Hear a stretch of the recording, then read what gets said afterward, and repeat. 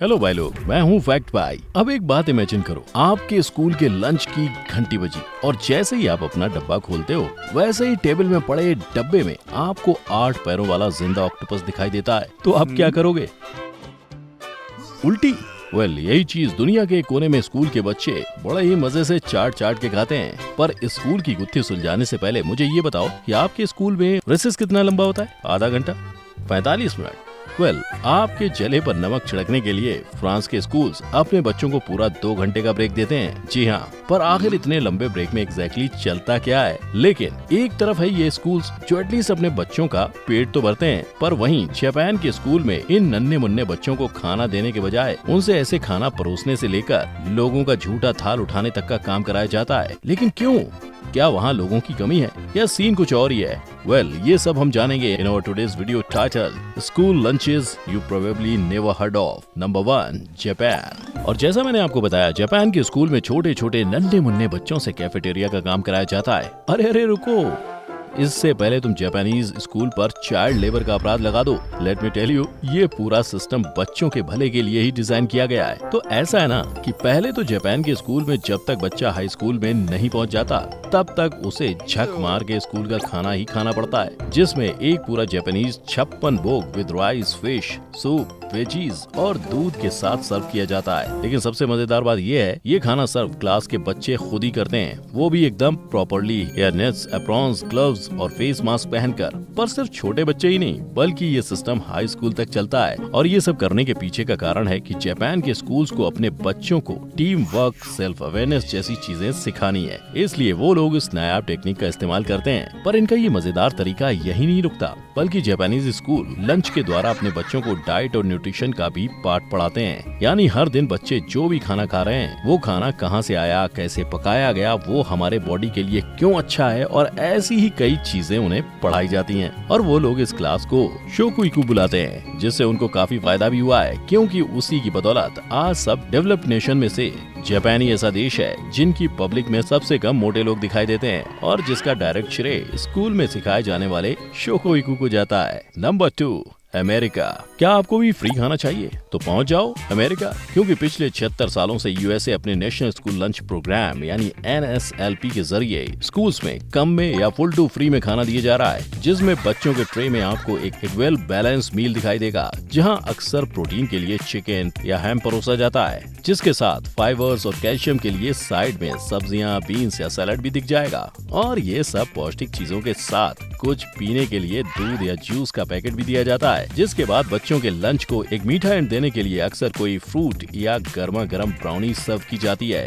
लेकिन एक मिनट, ये मत समझना कि ऐसे हेल्दी ऑप्शंस वहाँ के हर एक स्कूल का हाल है। ना, बल्कि सीन तो पूरा उल्टा ही है, क्योंकि अमेरिका के कई स्कूल्स में हेल्दी से ज्यादा डीप फ्राइड और फास्ट फूड ज्यादा देखने को मिलता है। और कैफेटेरिया में अगर हेल्दी खाना मिल भी जाता है तो बच्चे अक्सर स्कूल के वेंडिंग मशीन से स्नैक्स वगैरह खरीद कर अपना पेट भर लेते हैं, जिसके चलते स्टेट ऑफ चाइल्डहुड ओबेसिटी नाम के ऑर्गेनाइजेशन के लेटेस्ट रिपोर्ट के अनुसार अमेरिका में आज भी 10 से 17 बच्चों में 16.2% बच्चे ओबेसिटी यानी मोटापे का शिकार बने हैं। तभी तो इस बढ़ती क्राइसिस को खत्म करने के लिए अमेरिका की गवर्नमेंट ने जंक फूड सर्व करने वाली वेंडिंग मशीन्स को रिप्लेस करके उसके हेल्दियर काउंटर पार्ट को इंक्लूड करने का प्लान आगे रखा था, जिसको कई स्कूल्स में इम्प्लीमेंट तो किया गया था, पर पूरे देश के स्कूल्स को 100% हेल्दी बनाने की कसर आज भी जारी है।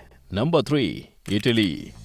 वैसे तो इटली अपने फेमस पिज्जा के लिए जाना जाता है, लेकिन शॉकिंगली इटालियन स्कूल्स के कैंटीन में आपको पिज्जा का क्रस्ट भी नजर नहीं आएगा। और ऐसा इसलिए क्योंकि गवर्नमेंट रूल के मुताबिक इटालियन स्कूल्स में कुछ भी फ्राइड सर्व करना फुल ऑन मना है, यानी know French fries, pizza, burger, chips, chicken nuggets, कुछ भी नहीं। तो ये लोग खाते क्या हैं?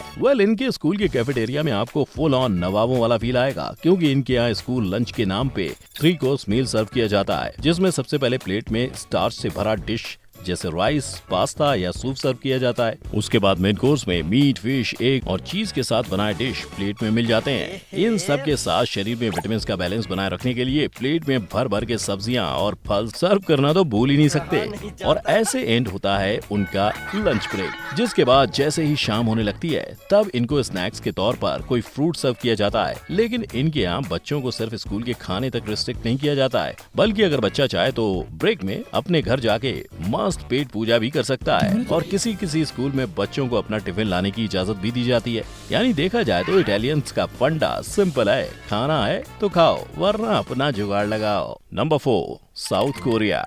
अब आपको हैप्पी मील पाने के लिए कहीं भी जाने की जरूरत नहीं है, क्योंकि साउथ कोरिया के स्कूल्स आपको फ्री में पेट भर के खाना देंगे और वो भी एकदम गर्मा गर्म। अब क्या है ना, साउथ कोरिया में स्कूल के बच्चों को अलग लेवल का स्ट्रेस होता है। बेचारे लोग सुबह 8 से शाम के 4 बजे तक स्कूल में घिसते हैं, फिर वहाँ से दुनिया भर के क्लासेस, क्लब्स और पता नहीं क्या क्या करते हैं। इन बच्चों को घर पहुंचने में आराम से रात के 10-11 बज जाते हैं। इसीलिए साउथ कोरिया बच्चों के फिजिकल और मेंटल हेल्थ दोनों को ध्यान में रखकर वहाँ के स्कूल्स में लंच टाइम को काफी इंपॉर्टेंस देता है। तभी तो वहाँ के लगभग सब स्कूल्स में लंच का एक ही पैटर्न फॉलो किया जाता है। जैसे ही रिसेस का बेल बजता है, वैसे ही बच्चे अपनी स्टील की ट्रे पकड़कर कैंटीन में लाइन लगाकर खड़े हो जाते हैं, जिसके बाद एक एक कर ट्रे के छोटे बॉल्स में कैंटीन वाली आंटी बांछान या साइड डिशेस जैसे कि kimchi, steamed vegetables, bean sprout, fruits या सैलेड परोसती हैं। अब सिर्फ साइड डिशेस से एक बढ़ते बच्चे का पेट कैसे भरेगा, है ना? इसीलिए एक एशियन कंट्री होने के नाते ये लोग बिना भूले प्लेट भर के स्टिकी राइस और साथ में प्रोटीन के लिए चिकन, फिश, एग, टोफू या इन लोगों का फेवरेट 8 पैरों वाला ऑक्टोपस का तीखा सूप सर्व करते हैं। और ये पूरे सिस्टम को अच्छे से जारी रखने के लिए अकेले सियोल की गवर्नमेंट ने 2018 में अपने स्कूल सिस्टम के लिए अलग से 4,400 करोड़ का बजट सेट किया था। Number 5, France.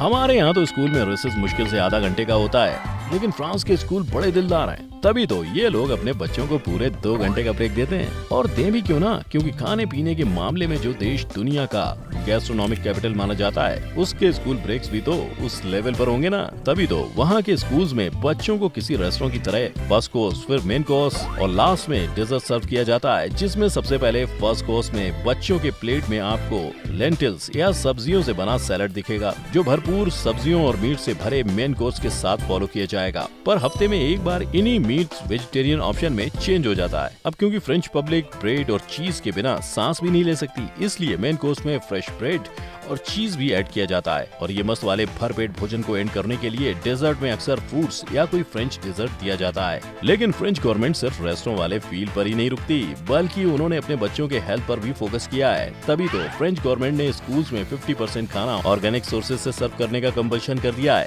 जिसके चलते आज की तारीख में 80% से भी ज्यादा फ्रेंच स्कूल इस सिस्टम को पूरे तरीके से अपना चुके हैं। अब इन स्कूल्स के लाजवाब लंच टाइम को देखकर ये मत समझना कि इंडिया किसी से कम है। ना ना, खाने पीने के मामले में तो हम भी बड़े चंटा हैं। तभी तो स्कूल में बच्चों के अटेंडेंस को बढ़ाने के लिए और इसी से इंडिया की लिटरेसी रेट को बूस्ट देने के लिए तमिलनाडु के सीएम के कामराज ने द स्कूल लंच प्रोग्राम या मिड डे मील स्कीम को लॉन्च किया था, जिसका काम गवर्नमेंट स्कूल्स के प्री प्राइमरी और अपर प्राइमरी में पढ़ रहे बच्चों को दोपहर का लंच प्रोवाइड करना था। और ये प्रोग्राम कुछ इस कदर काम कर गया कि सुप्रीम कोर्ट के ऑर्डर्स के मुताबिक 2002 में देश भर के गवर्नमेंट स्कूल्स में इस प्रोग्राम को इम्प्लीमेंट कर दिया गया, जिसके चलते 2021 में इस प्रोग्राम ने कुल 11,20,000 स्कूल्स में कुल 11 करोड़ 80 लाख बच्चों को हर दिन गर्मा गर्म खाना प्रोवाइड किया था।